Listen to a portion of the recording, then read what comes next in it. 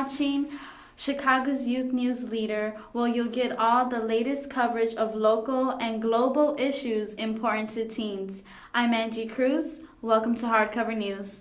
Today on Hardcover, we will uncover how the government and media persuade people in believing something that goes against their morals and values for the government's own benefit. I'm talking about propaganda. You might be thinking that I'm talking about advertisements you see on TV, but no.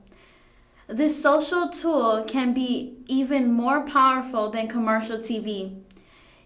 Ever heard of propaganda? Propaganda is an idea or statement that are often false or exaggerated and that are spread in order to help a cause, political leader, or even government. I didn't learn too much about propaganda during our lessons about the Holocaust in high school. But this January, I was finally able to learn more about propaganda with my peers at Community TV Network. We went to see the Nazi propaganda exhibit at the Field Museum here in Chicago. We saw firsthand how propaganda was used to promote Hitler in Germany. In just a moment, you will be able to see how the Nazi Party targeted German children by board games and even adults with books and newspapers. When we come back, my co-host Tamaya will have a discussion with her teens expert panel on how modern-day propaganda is used and how it affects people in different ethnic backgrounds. First, check out this clip from our field trip.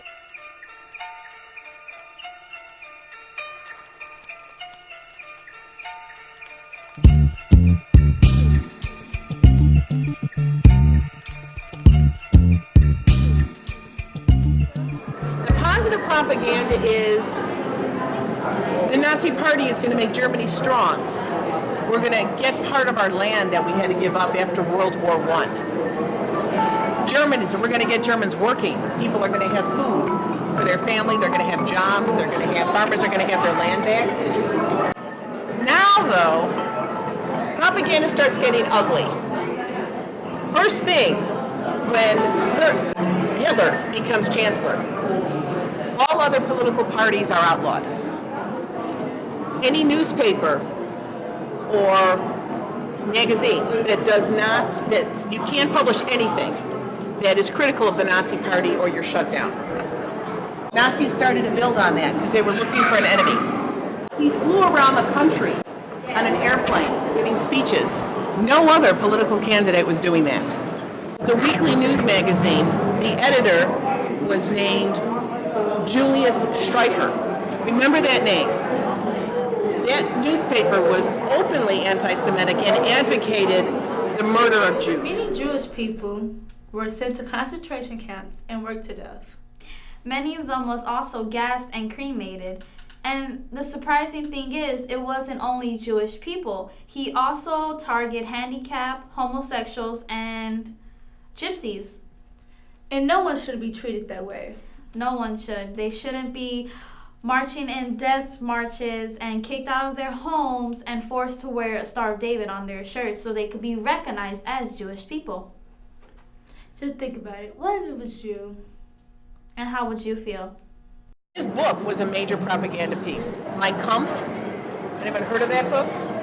It's called My Struggle, and what he felt he needed, what Germany needed to become strong, and how he was going to do that. Using technology as a way to transmit propaganda.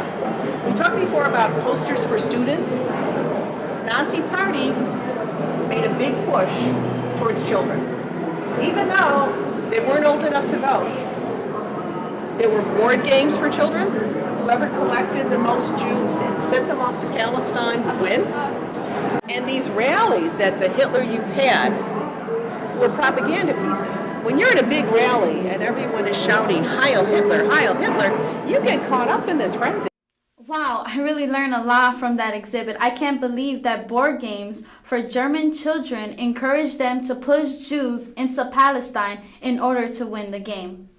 I'm curious to see what my co-host Tamaya thinks. Tamaya, what do you think about this exhibit? Thanks, Angie. That exhibit was awesome. I learned so much. I didn't know that the German kids had to pledge to Hitler every day. That's so crazy. Also, the Nazi parade stood out to me because it was so much excitement going on, and everybody lost focus of what really was the purpose. But today, here, I have 10 experts with me today. Would you all introduce yourself to the viewers at home? Well, I am Michael Key, 17-year-old resident of the Austin area. I study American propaganda on Afrocentric culture. Hi, I'm Sun Win. I live in Uptown on the north side of Chicago, and I'm an expert on modern day propaganda. Hi, I'm Venus Vasquez. I'm 15. I live in Logan Square, and I'm an expert on Holocaust propaganda.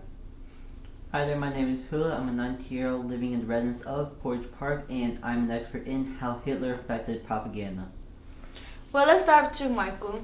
What is modern day propaganda? Propaganda is anything that gets you to think the same way as the person who created it.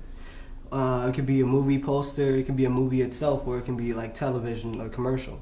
Anything that gets you to think that one drug is stronger than the other, or one company is more looking out for you more than others. So, how does propaganda affect you and your family? well, my family a lot of my family members watch a lot of television, so they're being programmed by that a lot.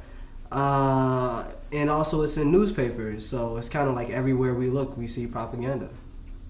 Thank you. So, Stone, how is propaganda used by politicians? In our recent election between governor, the candidates will use false information in their ads to bring the running mate down so they can have the upper hand. There you go. So, Venus, what's the difference between modern propaganda and the Nazi German propaganda? Well, when politicians are putting themselves out there, they're trying to give the people, they're trying to make them see hope. They're trying to make them see hope, which is something that Hitler did a lot. He grabbed the Germans when they're at their most vulnerable point, when they were at their weakest, and he gave them something to look up for. So he was confident and he was hopeful. So he gave them just what they need, so that way they can believe into someone.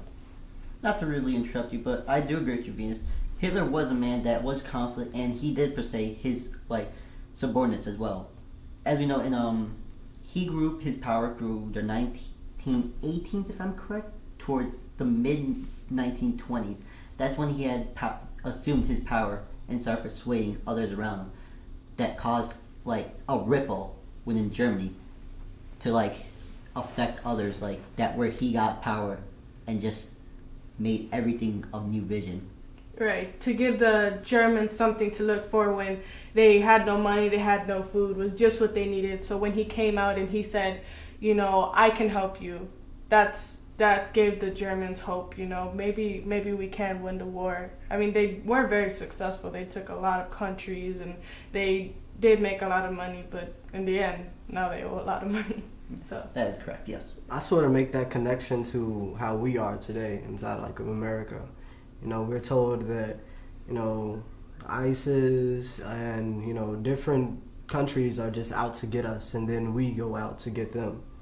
And we obviously have, stronger military weapons than them. So I don't know if it's propaganda or it's the truth, and that's kind of what propaganda does to you. Thanks for the insight, Tamaya. I'm curious to see how propaganda has directly affected your panel in recent times. How does propaganda affect us all as teens? Because why should we really care about this propaganda stuff? Well, could I answer that one? Well, propaganda is everywhere you go. Propaganda is, when we get older, it's going to be our insurance or our car or whatever it is, just to make us choose, what is better, for our life, So propaganda is everywhere. So no matter where we go, whether it's a video game or it's class president, it's always going to be wherever you roam. That's actually true. There are several forms of propaganda that are literally around us as we speak. You know what? I think similar to everyone that sits here, and I know a major concern of mine is, what education is versus what programming is. And I think the viewer and anyone who watches this or this topic comes to their mind, they should think, what is propaganda in my life?